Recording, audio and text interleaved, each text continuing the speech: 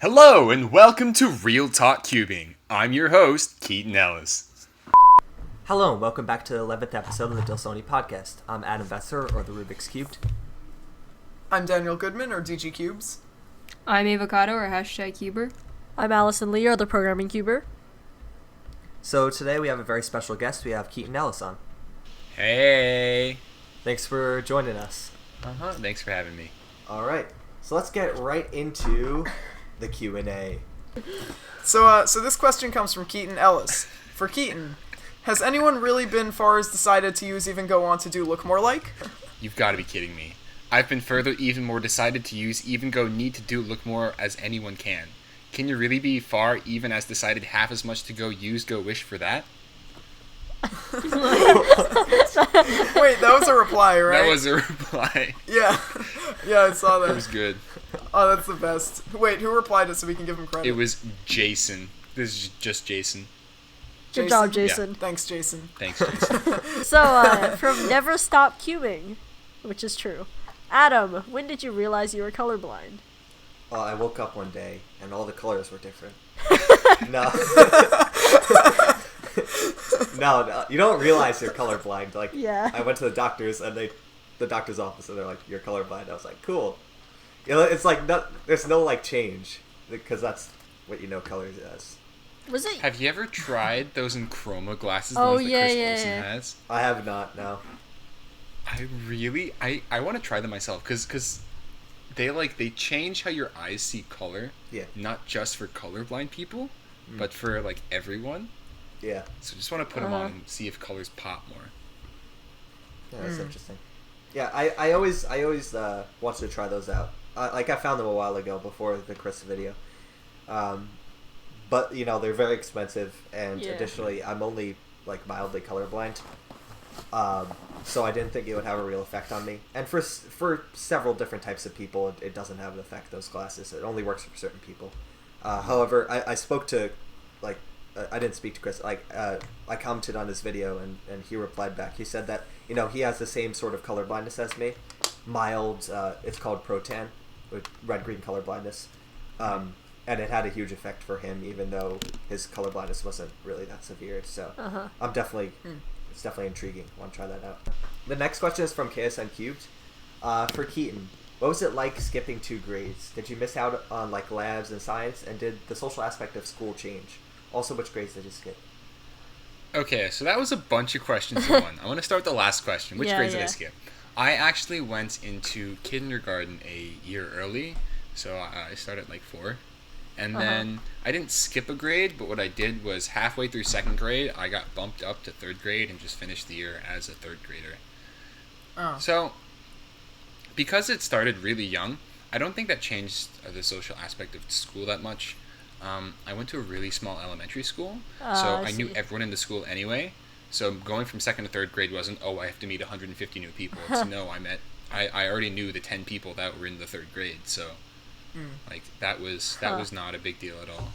And then overall, like I tend not to tell my age to people unless they ask, in like certain situations. And also, I'm pretty big.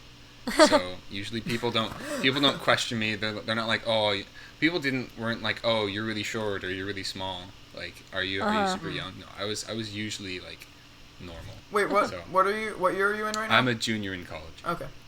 And so I guess it's a little weird in that sense. Like I'm 18, I'm a junior in college. Most 18-year-olds that I know are either still in high school or they're in their first year, or if they're young, they're in their sophomore.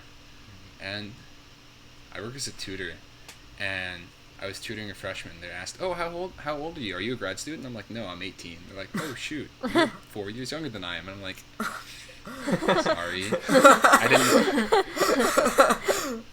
But for the most part, I just try and, like, not point that out, so people don't usually notice.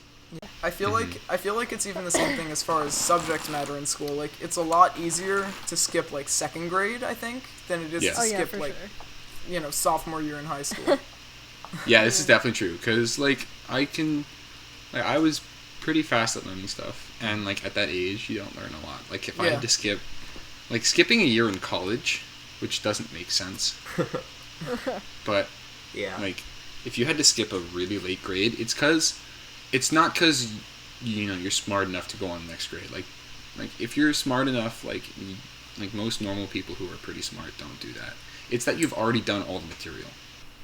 I feel like there probably would have been a possibility for me to skip a grade if we actually tried, but we didn't really try to do that, so I didn't end up doing that at all. I think that's the situation with a lot of people. I think that applies for most people. Yeah, true. Yeah.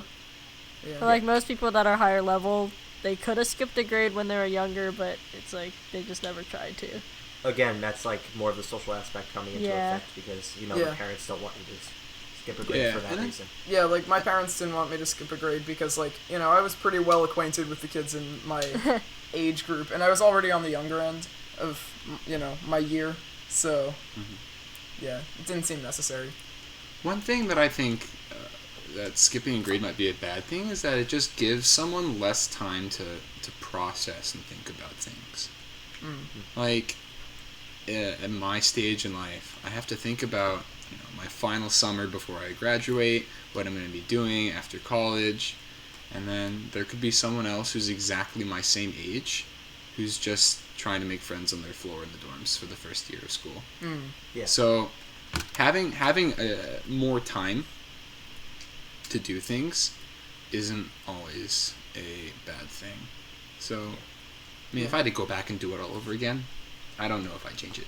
Spotty asks, and this is directed to everyone, if you got the chance to be sponsored just like Felix is with Gans, would you accept it even if you had to promote a cube or store that you weren't actually a fan of? Or like just not your favorite? Basically lie. If a store from like, let's say like a store from Eastern Asia contacts me and says, hey, we want you to we want to sponsor you, we want to send you to this competition, we want to do this, that. Yeah. Like, sure, it'd be a really good experience, but it's like a low below the belt hit to the cubicle who has helped me out so much. Yeah. So it wouldn't really make sense. Yeah, I would have a lot of trouble accepting anything because like at this point I am like I don't feel exclusive to one particular store. Like I test for like Cube Depot and Light Take and stuff and like Speed Cube Shop. And, I use cubes from all different companies as mains, so it would be weird to just pick one. So I don't think I'd be able to do that. So for myself, I would have to say that it depends on the sort of sponsorship, because Felix has, without a doubt, I would say, the best sponsorship probably of anybody right now. Yeah. Right. I don't know what that entails, but, you got to imagine that it's probably really, really convenient to, go around to these places when you're sponsored like that. So, I wouldn't be that willing to do it if it was like something that I really disliked. But if I had no problem with it, I wouldn't see why not. I wouldn't accept one of those deals if it was really good. Yeah. I also don't see a reason why I would get one in the first place. I think for me, if somebody offered something really big, and especially if it was like a store or a company that I like, even if they're not, my favorite, if I like them and, maybe I test for them or something like that, if they said something like, hey, we'll take you to Nats next year and give you $1,000, I'd be like, yeah, sign me up. But, I feel like it would have to be a pretty good deal on my part to actually accept that sort of thing, especially if it would require being exclusive to a particular company or store, because I have trouble with that. But I don't know. I think it also depends on whether or not it's a cube store versus a cube company. Yeah, that's true. Because you can buy a cube pretty much from any store that sells cubes, any well-known cube store. Yeah. But in terms of brands, I used the GTS, but now I'm using the Volk, and now I'm using the Gans Air. If one of those companies was Keaton, we want you, I'm I won't say no, but at the same time, it's hard to just stick with one brand of cube. Yeah, it is. Unless there's some sort of agreement. I probably wouldn't really be into that, because I do change mains a lot. So. Colin with Yushin. Oh, yeah. They had... I do know for a fact that Colin did not use Yushin cubes exclusively, and that he's just on their box. Yeah, I don't know. If I was a situation with like Matt's Volk where I get to the design based on my specifications, then maybe, because then that's specifically tailored to me, and that would be easier to stick to, you know. Yeah. Yeah, because like it's designed for you. It was designed with the fact that he would use it, that as his main cube. So I mean, it makes more sense in that kind of way, for sure. because he's not going to change because this was his personal cube unless something significantly better comes out. I think the thing with the Colin thing is that since he got that record on that cube, even if he doesn't use it currently, that's still, I guess, advertising it, so that's why they still keep him on the boxes, I guess. Yeah. Well, yeah, I mean, in general, if you think about it, cubing itself has very few people who are known outside of the cubing arena. Right now, it's mostly Felix and Lucas. Yeah. And, I mean, mostly Felix, and that's why Gans has this sponsorship on him. I mean, I don't know that for certain. Like, I'm not Gans, I'm not Felix, I don't know anything that goes around behind that. But it just makes logical sense. Like, Gan doesn't sponsor a lot of cubers, but why not just sponsor the biggest? Yeah. It makes sense true. to go for him. It is logical on their part. I'm a Cuber 7. Do you guys ever listen to your own podcast even after uploading it? Just like we, the audience, D? That's what we do. Just like we, the That's what audience, we do. D. This question reminded me of Stand Up by Donald Glover, or Childish Gambino. He did a bit where like he talked about listening to his own music, because he's a rapper and a comedian, and you know how in like the entertainment business in general, if you listen to or watch your own stuff, it's seen as condescending. But the example, the analogy that he used in his stand-up was that if you worked at Subway and then you went home and made a sandwich for yourself, nobody's like saying, "Oh, that's so condescending," you know. So I'm not afraid to say it. I'm often very proud of the stuff that I make, and not sometimes, most of the time I watch it. Yeah, same. Like, for me, there are multiple times, and, like, it probably sounds narcissistic, but, like, there are multiple times when I'll just go through my videos and I'll be like, hey, I'm really proud of this one, I'm gonna rewatch it, you know? But, like, in the case of the podcast, for me personally, I always listen to it, whether I edit it or if I don't afterwards, because, when I'm updating the website, I always listen to it, because it's nice to have it on in the background. Yeah. So... yeah. I mean, sometimes I'll go, like, check on it a couple days after it's been uploaded to, like, reply to comments and stuff, and sometimes I'll just be listening to it because it's kind of entertaining just to, like, relive whatever we were talking about. Because some of it is pretty funny. Yeah, it's like flipping through a photo album. Yeah. Yeah, that's one thing. Flipping through a photo album 2 weeks after it happened. Just watching your own video, I feel like watching your own video is just like watching old... looking at old like family photos, or reading something that you wrote 10 years ago or stuff like that. I mean, I don't feel like it's super narcissistic. I mean, I guess if you watch it and you're thinking to yourself, man, I love the sound of my voice, like stuff like that, then yeah, maybe it's a little narcissistic. But in general, like listening to the things that you produce that you believe are high quality isn't a bad thing. Like yeah. Yeah. I don't know. All right. I don't have enough good videos to do that because all my videos are just vlogs. I know you have at least one very good video. Oh yeah. No. But like, your videos are so much more fun to watch. Like that's true. That's true. Like I was scrolling through them yesterday before we did the podcast. Oh no. And I saw one called. I shared this with everybody. It's called Lel. Oh no! Oh, I remember making that one. It's going in the show notes, I'm so guys. sorry, Keaton. Oh god. It's in the show notes. No, but it's not even something to be embarrassed about. It was hilarious. I was cracking up.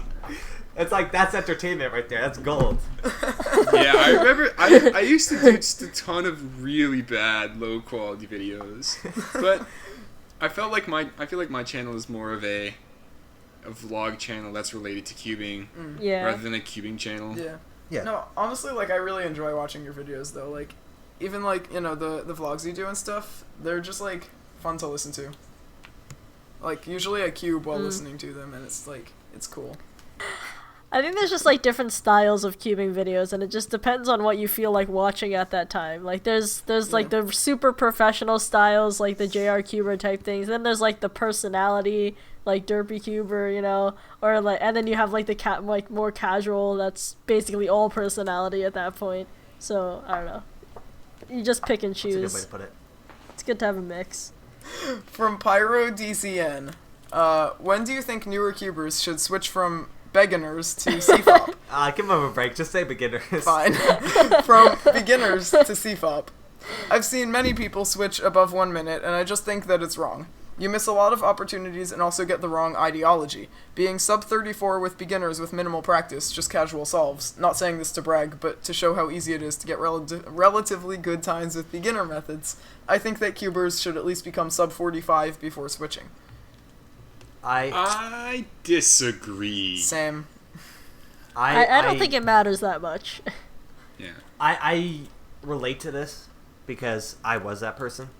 I had a friend who just never was interested in learning CFOP, and he was like 45 seconds with beginners, and I never got to that point.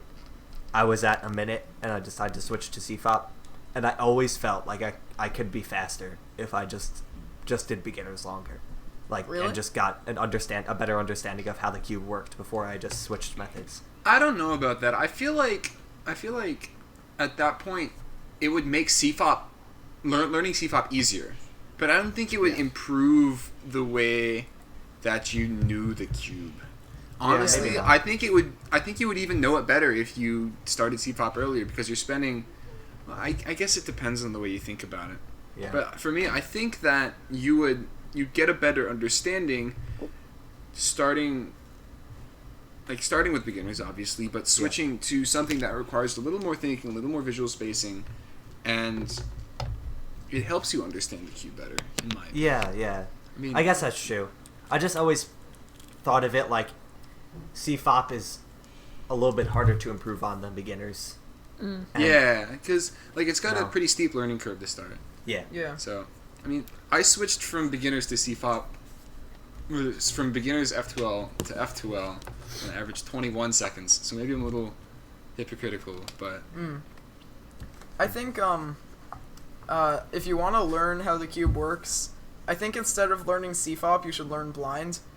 Like, that helps a ton. Like, you know, just getting how it works. Once you understand how blind works, I think you pretty much have a fundamental understanding of the cube, in my opinion.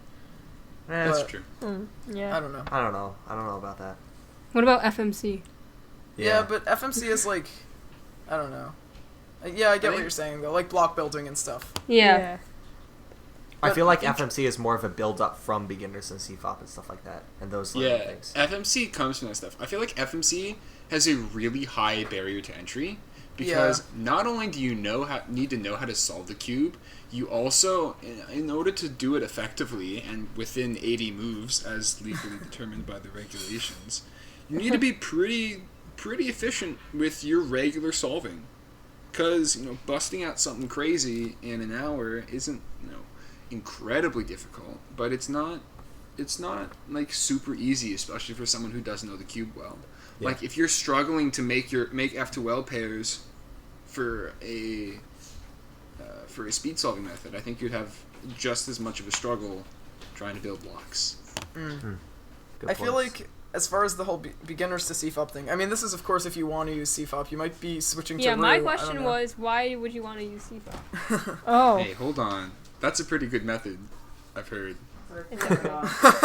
I've heard. Yeah, but, like, I feel like it totally depends on the person. When you feel like you're ready to switch, then I think you should switch. Like, for me, I had a very unique case, I think, from switching to CFOP. Keyhole. Yeah, because I used Keyhole. I used Keyhole for a solid, like, 2.5 years. Oh my god. And, like, Yeah. I don't know, that's an estimate, but, No. yeah, like, I averaged, like, 17 with Keyhole. And then, the thing is, for, like, my last pair, a lot of times I would use some, like, really basic F2L. So, at that point, I understood how the cube worked, and I could do F2L if I wanted to. It's just that I was faster with Keyhole at the time. But then I finally made the transition and switched to F2L. Yeah, that was a struggle. I mean, it was hard. I wasn't quite used to it yet, but I definitely understood F2L a lot more than somebody just coming straight from beginners. I remember that. Like, you're like, I'm learning F2L, and then you're like relapsed into I did. Keyhole. Yeah, I know. Yeah. It was like right around the period of like 2014 Nationals and like after that, and we're just like basically bugging you the whole time, like learn F2L, DG. Yeah. Wait, actually, it wasn't 2.5 years. I think it was probably more like 1.5 to 2. Yeah, I don't think a little over 1.5. I don't think 2.5, but yeah, it was. I think still a while. I think I started with Keyhole like end of 2012, and from beginners, and then I probably finished like after Nats 2014. How much did your times increase after when you switched? I believe the first time I switched, I was averaging around 20 with F2L, and I was averaging 17 with Keyhole. Oh, that's not that bad. So yeah, well, it really wasn't too bad. Like the thing I had the most trouble with was understanding how, as you definitely remember, understanding how RU to R prime worked. Oh my What? goodness! You don't I remember thought it was RU R prime. No. No, it was RU to R prime. It was RU to R prime for sure. Because we call that because when we used to do like noob team blinds, our code for that was fancy because I never understood it and thought it was like some fancy technique. Yeah. I still remember that. Yeah, like to set up a pair with like RU to R prime to insert it. I was I know what you're talking about. Yeah. Or even like R prime U2R. Those confused me for quite a while. Like Ava and I were trying to teach him that for like in multiple video calls over and over, like trying to show him how RU to R prime works. So we're like. In conclusion, you can learn beginners and then transition to CFOP, or you could just use Petrus. Oh my god. I know you guys were not around for that, because I was not around for that. I'm pretty sure I'm more experienced than all you guys. Wait, when did you start cubing? Late 2011. Oh, okay, yeah.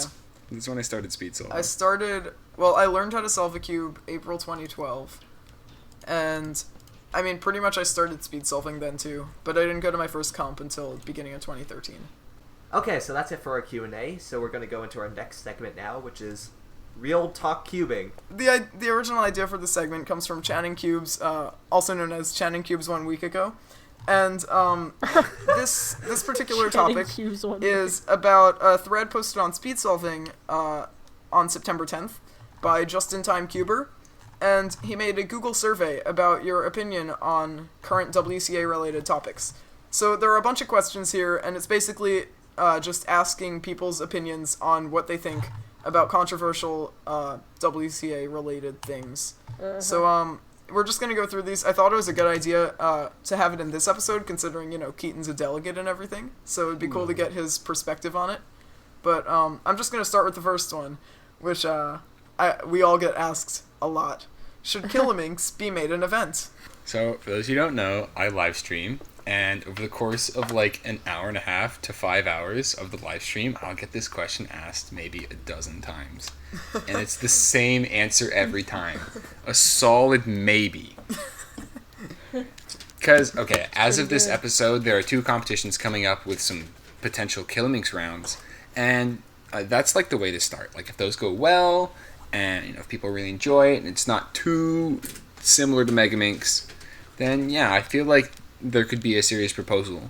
But at the same time, like, if they're just okay, then I don't think there's a very strong case. In addition to that, the WCA doesn't typically like to do spin-offs of spin-offs, although there are some exceptions, like 4 and 5 blind. Yeah.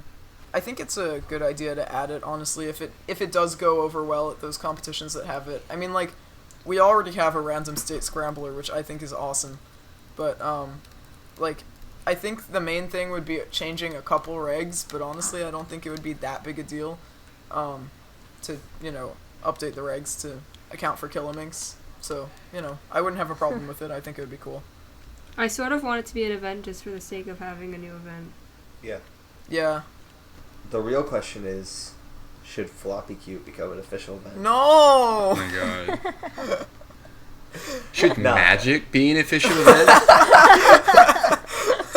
I think it should. It's got Rubik's in its name. That's true. You know, I think we should add Rubik's Snake and Rubik's Revolution, and you can't forget about the classic Rubik's 360. How about the Rubik's Light that you have? Yeah, just a 3x3, but you have to have the light on. That's the rule. Keaton, have you been around when any events have been removed? Yeah. Besides Magic, I mean, like the other ones. Oh no, all the other events, as far as I know, were events that happened in the very early stages, 2003, 2004, and then were subsequently removed. Like the only event that I can think of that was changed at all was multi-blind, and that was, as far as I know, mostly just to allow competitions to schedule multi-blind without having to schedule off competitors for an entire day.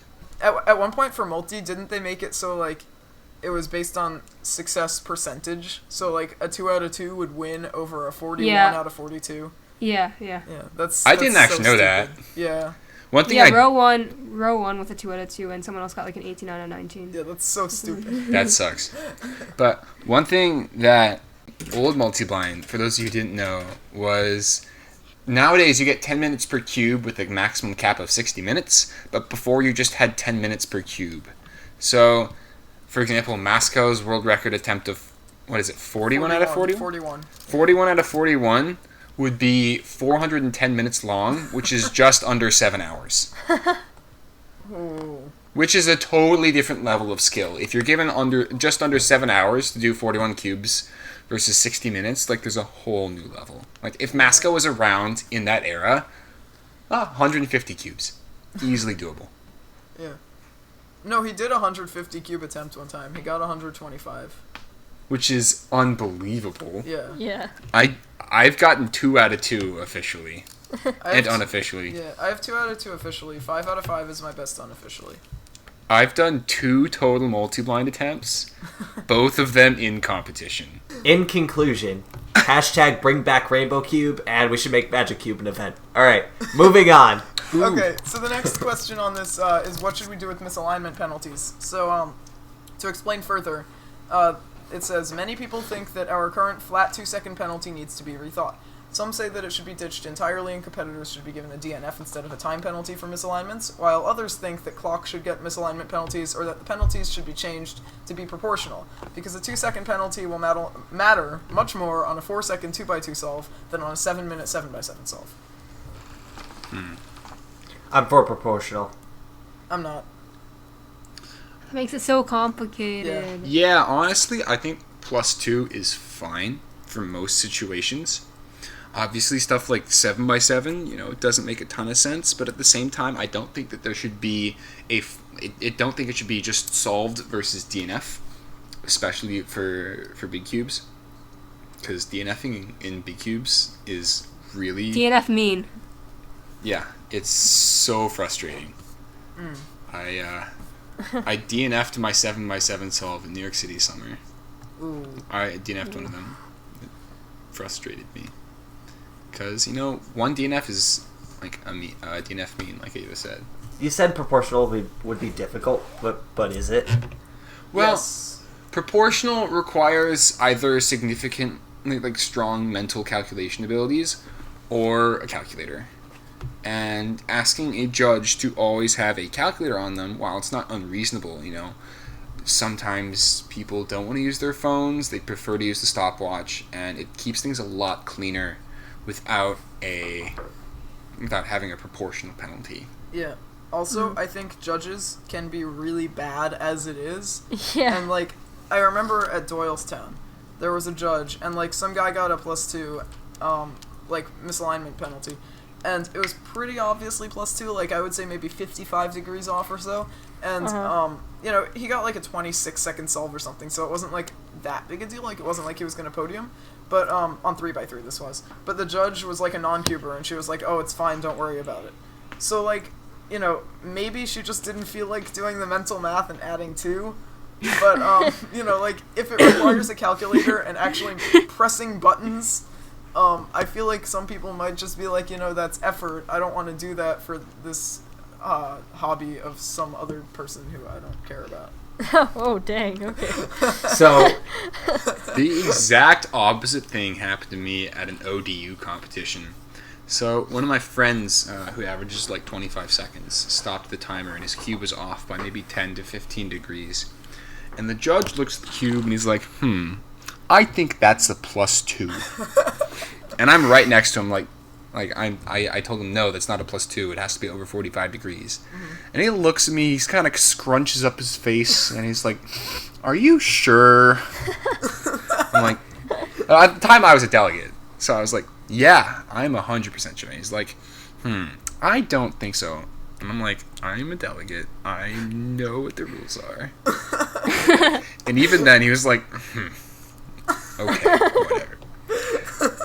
So this happened to me at Red Cross as well. Wonderful people decided to volunteer, which they're good. No, I'm not being sarcastic. They're good people. They're doing Red Cross volunteer work, but they're not cubers. Yeah, one of them. I went to that Red Cross. Are you talking about the first one or the second one? The first one. Oh, I didn't go to the first one, but I went to the second one. Yeah. At the first one, I would stop the timer, and the guy picked up the cube. It's turned 15 degrees. He holds it up, sits there with his hand on his chin, stroking his beard. And he's like, And I'm just sitting there it's not even close, man. Come on. Not even close. It's turned a little bit. And that's it. Adam, to quote you, I need a protractor. Yeah. I need a project. At that same Red Cross, I got a 6 as my first solve of the average, and the judge that was there was like, oh my god, I want to judge all the rest of your solves. And so for every single one of my subsequent solves, he makes sure the runner gives my cube to him. So That's the funny. worst part was the rest of the average was pretty bad, so I got 1-6 and that was it. I just wanted to say one more thing, because this conversation used to be about penalties. Oh, true. I just want to say one Was more it thing. really? What do you guys think about, I don't know how I personally feel about this, but rather than proportional in math, just have for 2x2 a +1, 3x3 a +2, 4x4 I don't know, +4, 5x5 +5. I'm making arbitrary numbers currently, but you understand the idea of different. I would be interested in dividing things up based on whether it was average of 5 or mean of 3. Huh. Yeah. That's interesting. So what do you mean? Well, I'm thinking specifically 6 and 7. If changing a penalty to something different on 6 and 7, maybe +5, +10, something like that would be more appropriate and easier to do than a proportional system. Right. Ooh, another thing about penalties, I think there should not be penalties for blind. It's either solved or DNF. Yeah. But what if, because wasn't the +2 originally, established because if you, drop the cube accidentally and, it misaligns, that you wouldn't get a DNF? So the same thing could happen in blind. That's true, but at the same time, I feel like you know about M2, right? Yeah. Just abusing M2. If you don't know if your solve's an M2 off or not, you just do an R2 and you'll take a +2. Ooh. Same thing for for feet as well. I know people will just not do the last turn, because the last turn will take more than 2 seconds. And +2ing will be faster than doing the last turn. I want to propose something. What? Okay. Do any of you guys watch competitive tennis? This is on topic, I promise. A little bit. No. You know vaguely. do you know the technology that they have to determine whether the ball is in or out? Yeah, and that's really yeah. cool. Yeah. So, imagine this. Imagine we have some sort of playback technology in the future. And we can determine whether or not, because, this is not particularly difficult currently, but it would be a little bit beyond what we would probably be able to do at competitions. But have a penalty only for if a cube misaligns when hitting a table, rather than not doing an AUF. If you don't do an AUF, it's a DNF. If it hits a table and misaligns, it's a +2. That wouldn't work in competitions right now, but if we have some sort of way to play it back to determine that, or confirm that, verify, substantiate, other words, whatever. Words. Bolster. Words. I think that's actually a really interesting use of that kind of technology. Yeah. The only problem that I see with that is that it requires a lot more infrastructure for competitions that we don't have right now, such as filming every single solve. Another idea I had previously, and this is loosely tied to the idea. When DG and I were discussing things, I said, it'd be cool if cubing was like roller coasters, where they had a GoPro set up, and the venue films every single one of your solves. It automatically gets stored and under your file and in an organized fashion, and then you have the option to buy those instead of bringing your own camera or something, like a roller coaster thing, just for fun, whatever. That's not something we would actually do, but just for fun, right? But I mean, like, if you set up like a GoPro in that sort of station in that sort of way, you could have that playback technology. Imagine not that difficultly. Imagine it's like you get a world record and you're like, hey, you want to pay $5 for the video? Oh my god. Yeah, that would be funny. Honestly, for me, if I got a world record and someone's like, hey, can you give me $5 for the video? I'd be like, absolutely. I wouldn't even think. Yeah. I would, like, no questions. Like, when I found out that some kid had recorded my 509, I practically, like, got on my knees and, like, thanked him because I didn't film my solves. But he was, like, 6 years old, and his mom was there, so I couldn't do anything, like, crazy. But I just wanted to, like, pick the kid up and, like, hug him so much. I was so happy that someone filmed it. He should have been like, hey, Keaton, $5? I wouldn't even have thought. Like, I would have, like, here's all the cash in my wallet. Use all $3 and change that I have in my wallet. Hey, $100 and the cube you used. Oh my god. And your still delegate have status. Okay. I still have the cube that I used. So that's +2s. I think we should probably try to take these questions a little quicker because there are quite a few more, but or maybe we don't even have to answer all of them. But Choose the best ones. Choose the best ones. Yeah, quick fire rounds. Just say yes or no, and if you feel like elaborating, then sure. In general, which of these things do you believe should be prioritized in the organization of competitions? High competitor limit, more events and/or rounds, or easier soft and hard cutoffs? More events and rounds. Yes! More events. Yeah, I think we all agree on that one. Yeah, more events. And rounds, I'd say. Yeah, I care about like solving. I don't care about other people. Oh, that's... Dang. Title? Okay. I care about solving. I don't care about other people. I think... Okay, I'm going to try and make this quick. As from an organizer standpoint, obviously you want to be able to help people out, but at the same time, like, you want to, cater to yourself as well. So you have to find a balance between all those three that pleases everybody. And sometimes something has to be sacrificed. So in my case, I usually sacrifice cutoffs for a number of people and a number of rounds. Yeah. So everyone will be able to do stuff like 3x3 and smaller events which have really lenient cutoffs, but stuff like Megaminx, well, I think a 145 cutoff isn't that bad, but other people... That's reasonable. Yeah. So, I mean, you need to put in practice to get there, though. Yeah. Rip 7 minutes. Okay. I'm trying. So next question. Should we recognize 4 blind and 5 blind mean world records? No. I think we should. I think it's like one of the biggest accomplishments that anyone can have in cubing. So I think they should be recognized for it. It's probably the most difficult. Yeah. To be consistent. But, like, who? It's going to be one person. And I mean, never no, there are change. people who have it. There are Yeah, it's a missing 38 record. people with 4 blind means, and there are 6 people with 5 blind means. Yeah. Yeah.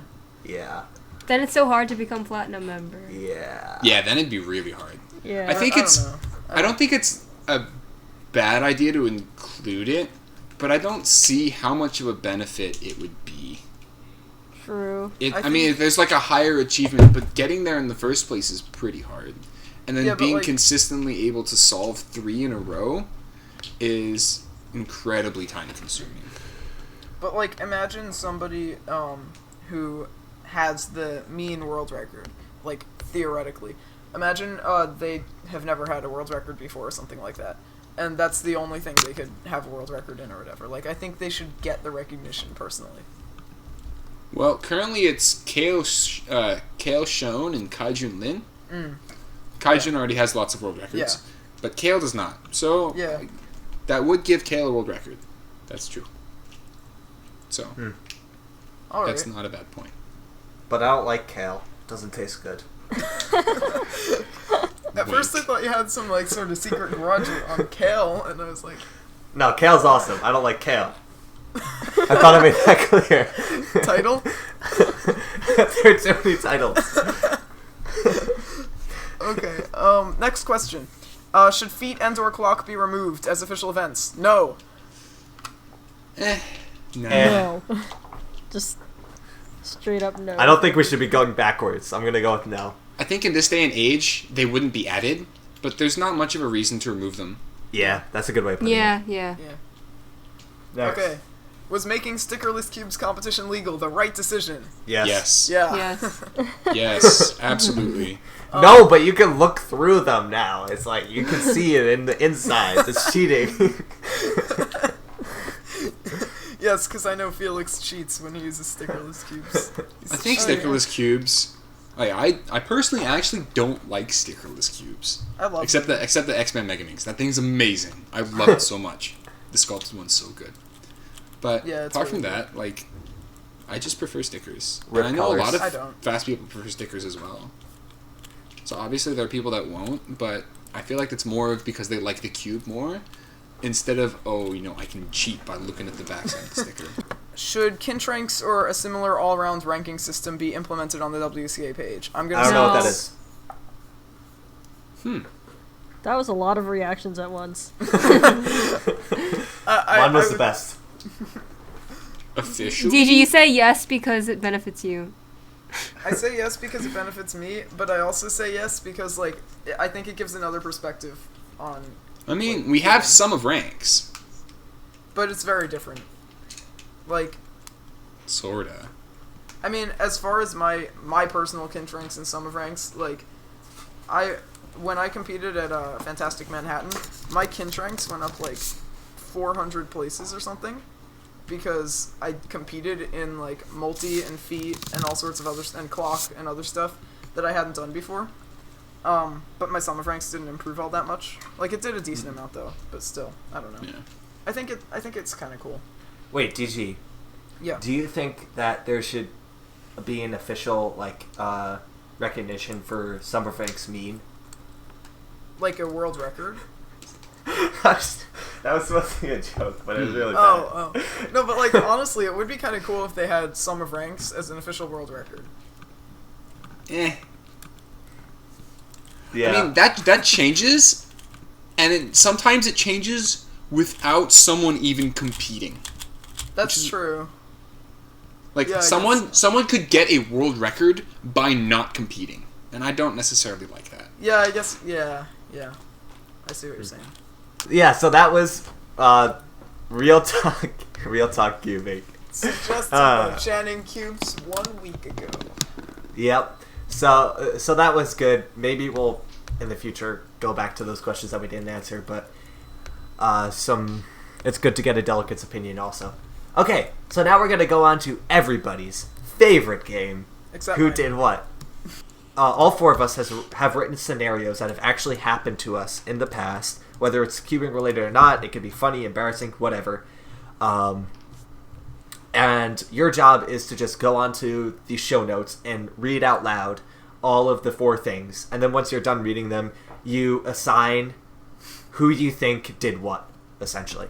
And let's see if you can get all of them, because the last time we had a guest on, he got all of them. Andrew got 100%. Oh, he got all of them? Oh, shoot. did. I have Yeah. a huge pressure to do this. Alright, There's I'm so going to much start pressure on reading you. them. So, I haven't looked at these before. When I was younger, my mom tells me that my skin had an orange hue from eating too many carrots. One time in Spanish class, I was presenting a project, and logically, I had to speak in Spanish. However, while I was explaining something, I got a little flustered for a moment when I was trying to say the Spanish word for witch, and ended up coming out as weech, as in witch with a Spanish accent. And although I corrected myself rather quickly, one kid in the class noticed and pointed it out. Everybody laughed, and I was pretty embarrassed, but fortunately, I was able to continue without any more terrible slip-ups. Back in my earlier middle school years, when I used to bring cubes to school, I decided to bring a ghost hand 4x4 to class. I casually solved it under my desk when the teacher wasn't looking. When I finished, one of my friends wanted to turn it, so I handed it over to her, but during the process we both dropped it. Pieces flew everywhere. It was extremely embarrassing. I even lost a small internal piece after that. And the final one was, I was reading a passage out loud in English and came across the word Satan. I read it correctly as... Oh, Satin. I read it correctly as first, but for some odd reason, doubted myself and attempted to corrected my pronunciation, even though it wasn't wrong at the first. Oh my god. Even though it wasn't wrong in the first place. So, naturally, I decided to read it as Satin, before realizing that was definitely not right and embarrassed myself in front of the entire class. So I think the last one is Keaton Ellis. My suggestion for people who is to go back and look at the show notes to see which word I was actually supposed to say in which scenario. Yeah. Let's do this. Alright. I'm going to go with the carrots one first. I want to say that was... Oh, jeez. I want to say that was Allison.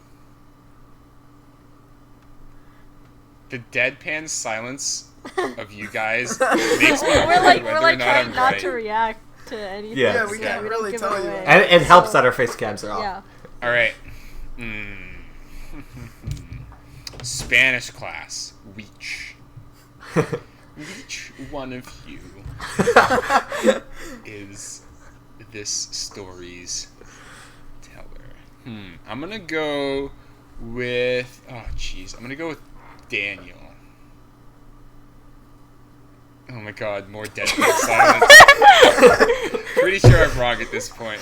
Alright, next one. The ghost hand 4x4 casually solving under the desk. Who's the old... Oh shoot, which one of you guys are old-time cubers?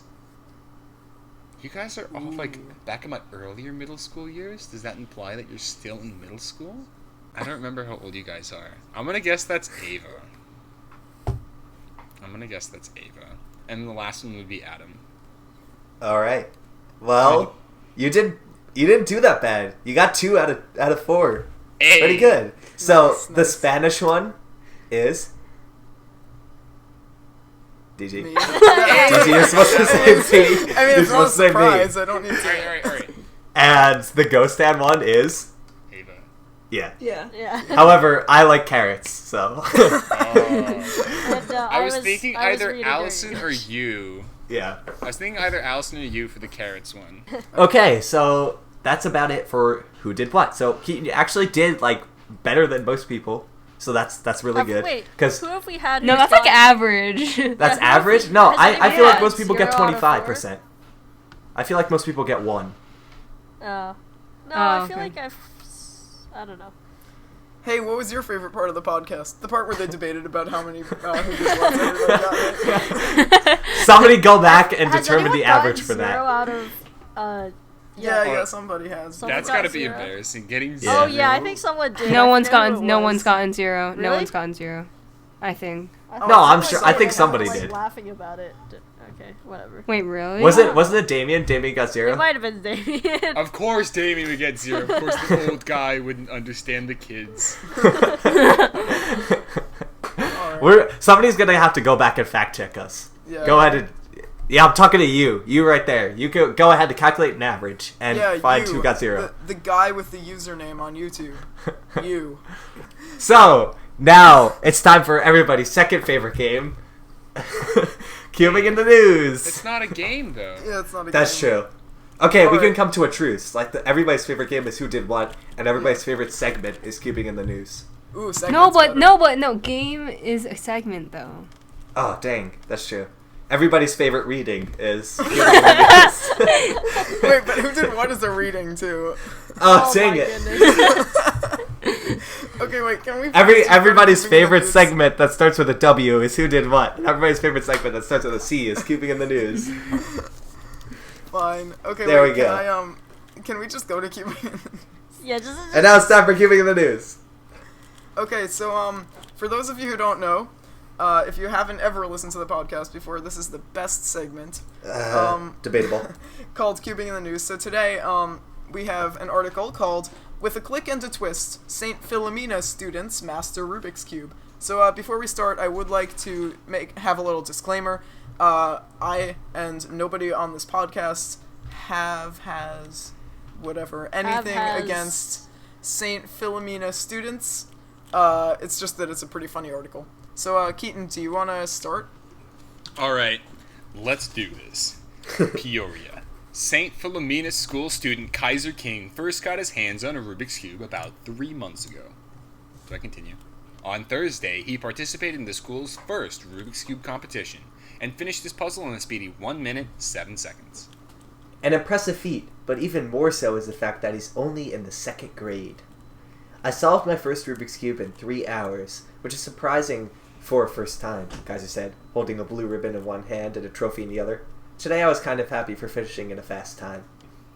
The competition was the first of its kind at St. Philomena, a product of the new Rubik's Cube Club that was started by a group of students this past winter. Participants competed against each other in groups based on their grade level, obviously a WCA comp.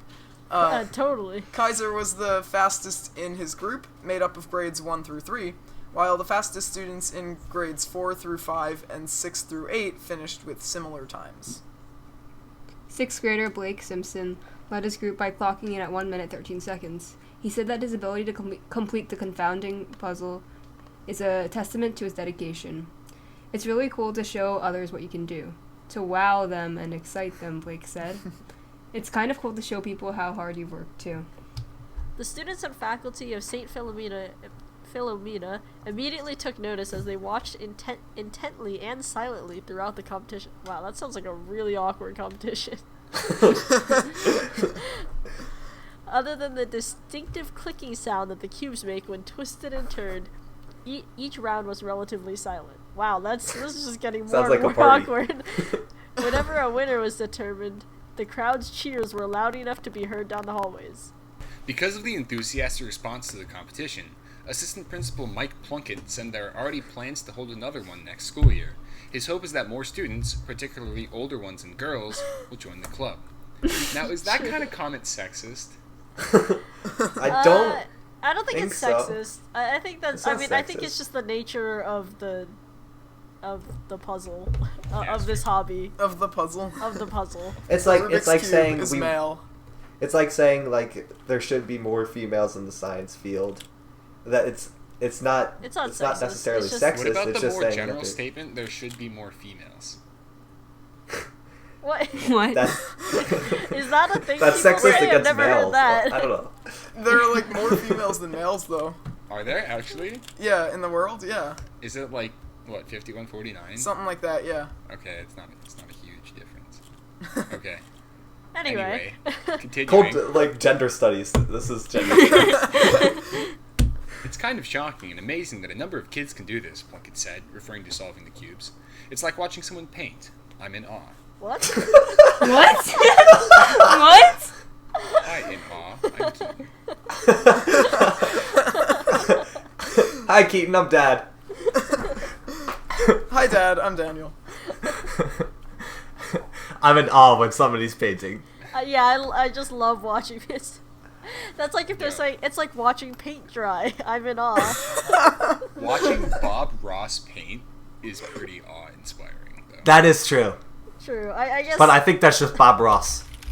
Yeah. I think not just his painting. It's Bob Ross. He's Yeah. he's a cool, soothing soul. According Alright. to 6th grader and Rubik's Cube Club co-founder Nick Glenn, mastering the cube takes practice and a slight understanding of algorithms. As the student with the fastest completion time in the school, 52 seconds, it's safe to say he knows what he's talking about. This is the best part coming up right now. Oh, yeah, Get ready my for goodness. Nick offered a piece of advice for novices. If you randomly twist it too much, it'll become unsolvable. Start twisting from the corners and keep trying from there. What? Oh my. What? No. DG, I was downing you. I was like, this is a normal. Yeah. Like, this seems like a normal thing, and then, boom. Those like that one sentence right there makes the whole thing so bad. Yeah. Nick Glenn, cubing master, we're coming for Wait, you. what the heck? Not really. That's not a threat. That sounds scary. Yeah, that's not a threat. Glenn, I'll you're take that fine. back. Nick Glenn, You're okay, Nick fine, Glenn. don't worry. Just no more about cubes. So what does that mean? If you randomly twist it, it'll become unsolvable. Yeah, I don't. What? Honestly, my guess is that the reporter misheard or miswrote down what the kid was saying. Yeah. I hope so for Nick Glenn's sake. Start twisting from the corners. What does that mean? Is he telling you to corner twist? Well, Yeah. no. Maybe Nick Glenn is just like a mastermind, and he did this on purpose. Because that would be true. awesome. Yes. Nick Glenn, I take it back. We love you. That's also a little creepy, honestly. Yeah.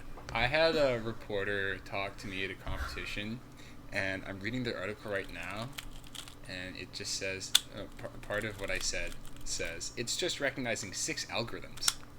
No, it's not. No, it's not. Keaton, Said you should that's know like better than that. The minimum number that you need to solve the cube, but I didn't say that. It's just recognizing 6 algorithms. 6 I mean, algorithms. 6 algs, sub 8. 6 algs, 6 seconds. 5 algs, 5 seconds. No, I feel like that's one of those like workout DVDs. Like Keaton, you're gonna make like a Yeah. 6. Oh 6 yeah, I'll make ounce, one of those. 6 I'll make one of those. I'll make a protein shake for cubers. protein shake cubers. It's just 6 grams, 6 seconds.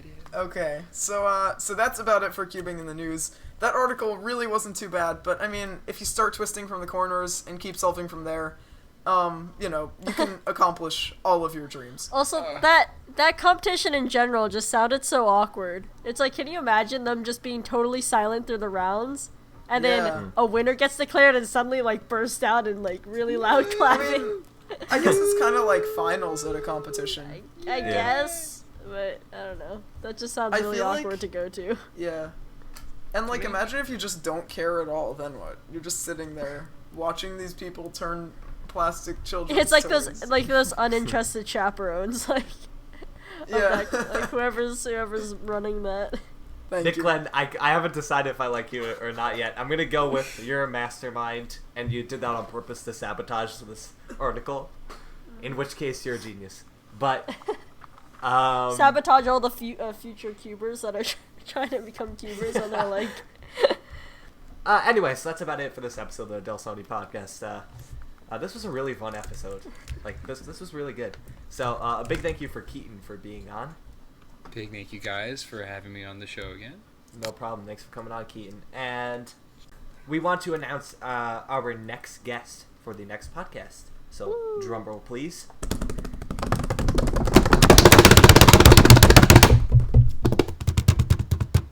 Okay, stop. Okay. It's gonna be Nathan Wilson, aka formerly known as Nerd Bubblegum. AKA formerly known as.